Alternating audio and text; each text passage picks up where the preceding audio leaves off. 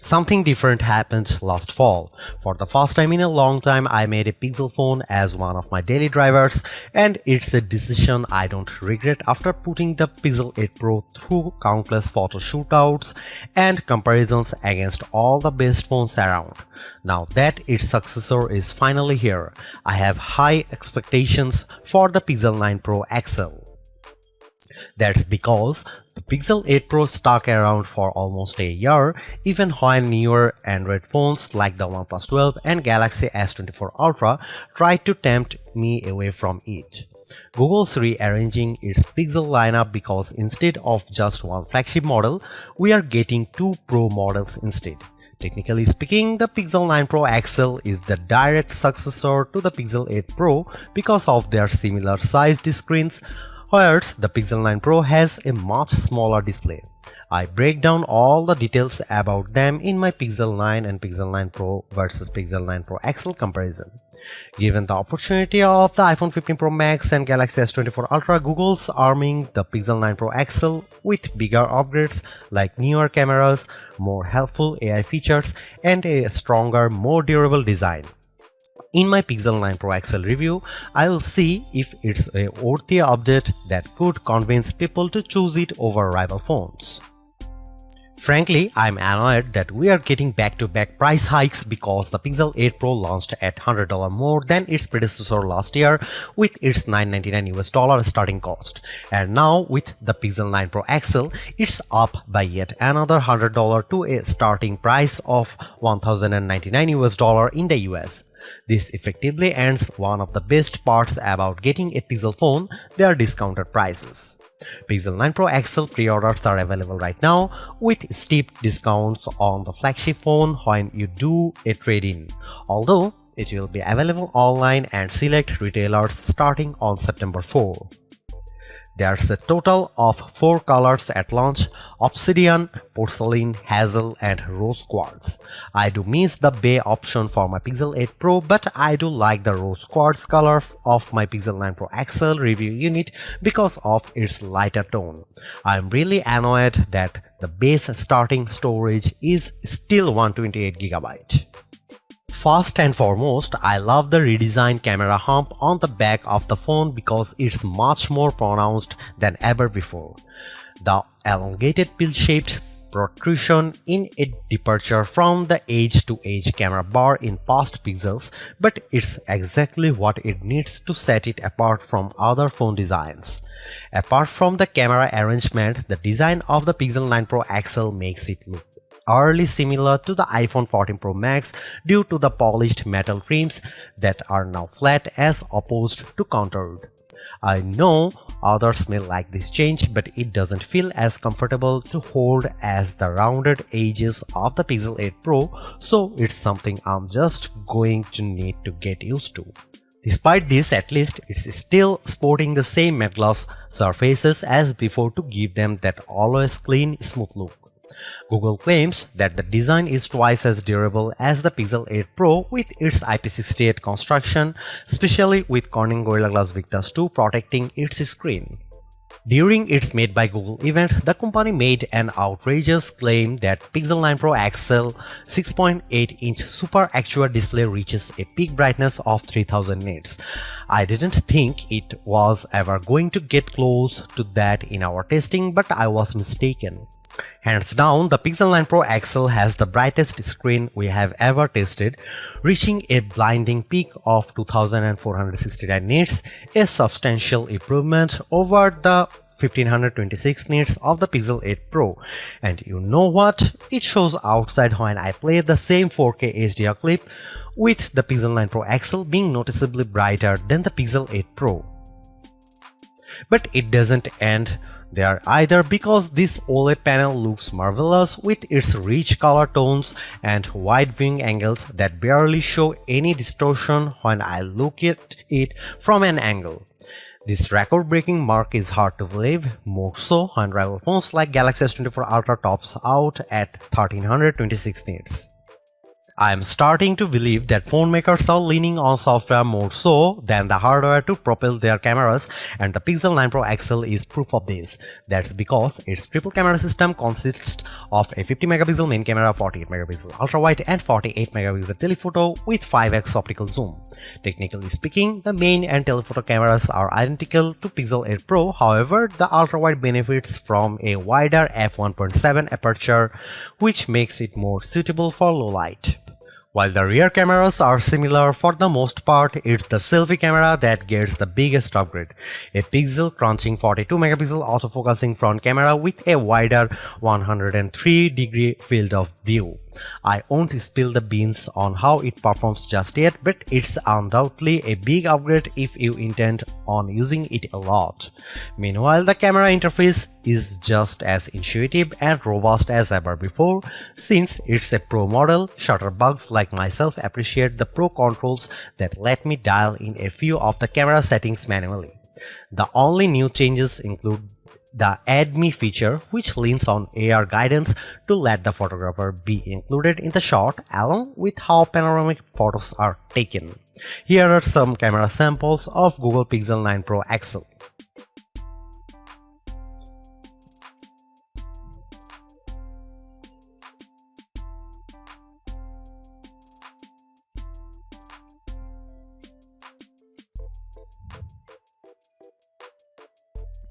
Another reason to choose the Pixel 9 Pro XL is because of its ability to shoot at up to 8K 30 FPS, whereas the previous Pixel 8 Pro caps out at 4K 60 FPS. On one hand, I like the extra utility of 8K recording because it gives me more playing zoom to edit videos by cropping them or adding digital pans or zooms in my video editing software, but you will need a high performance machine to handle them. While there are plenty of shooting modes and settings to adjust with video, like choosing between 24, 30 or 60 FPS, it still lacks full manual controls to get me the look I really want to go after. Here are some video samples of Pixel 9 Pro XL.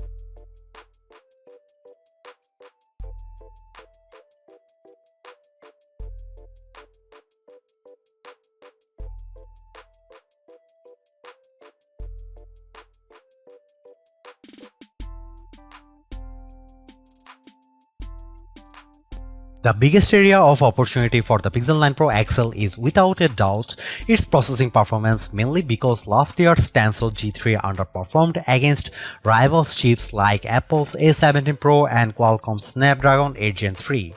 With the Tensor G4 calling the shots, it's an improvement over the Pixel 8 Pro with Geekbench single and multi-core scores averaging at 100, 929 and 4747 respectively.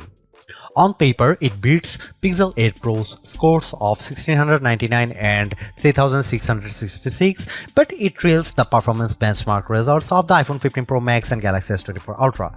Despite this, I am happy to report that its performance is buttery smooth and responsive with all the normal functions I do on my phone. I am also pleased by how it manages to keep more apps in memory with its upgraded 16 GB of RAM, which means less refreshing if I am multitasking. Over on the graphics performance side of things, it's a minimal gain running 3D benchmarks while Live Unlimited test to see how its GPU handles. Its 55.63 FPS score in well in line to what I expect out of a flagship device, but it's barely an improvement over the Pixel 8 Pro's 52 FPS score. And compared to the Galaxy S24 Ultra and iPhone 15 Pro Max, the Pixel 9 Pro XL doesn't come close to matching their insane frame rates. But don't let GPU performance tests be the single determining factor, because I loaded up Age of Origins and Modern Comfort without any hitch to either of their performances, even when there's a lot of action happening. The Tensor G4 might not be the speediest piece of silicon on the market, but it's certainly bringing along improved power efficiency. That's because of Pixel 9 Pro XL has 5060 mAh battery, which is marginally better than the Pixel 8 Pro's 5050 mAh1. Given how the Pixel 8 Pro came up short at 10 hours and 3 minutes in our battery benchmark test, I'm impressed that Pixel 9 Pro XL beats it in stunning fashion, clocking at 14 hours and 37 minutes at its longest. This is the kind of leap I want to see in any successive device, so I am delighted that we finally have a Pixel with extraordinary battery life. It has taken years to get here, but it's lasted me easily through a day with little worry. In fact, it hovers around 15% battery life each night right before bedtime. Battery life is a key area people look at when buying a phone, so it's long overdue that a Pixel can finally keep up with the competition. On the flip side, the Pixel 9 Pro XL also gets a boost with faster 37W wire charging, which is slightly off from Pixel 8 Pro's 30W charging. This results in getting 63% charged when in 30 minutes of charging, while the Pixel 8 Pro got to 59%. However, wireless charging is still capped at 15W with the use of a second-gen Pixel stand and a slightly slower 12W speed with QI wireless charging.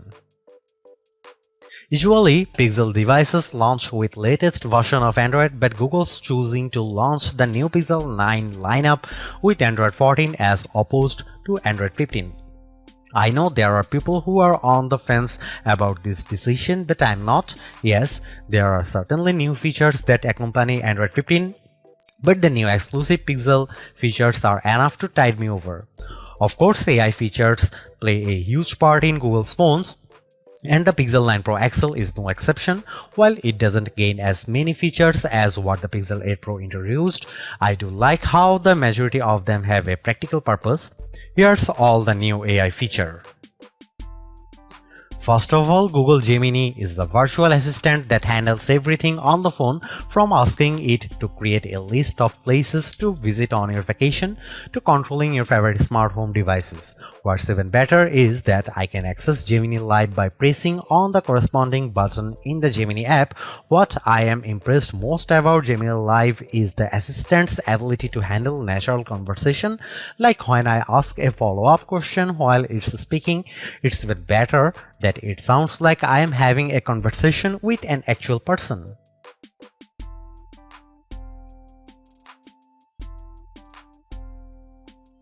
Getting assistance with augmented reality, the Pixel 9 Pro XL's new Add Me feature lets me take group photos with the photographer stitched into the photo later. Essentially, you take one photo, then the Pixel 9 Pro XL guides you to take the second one, with prompts to move closer or further so that the two shots are lined up correctly.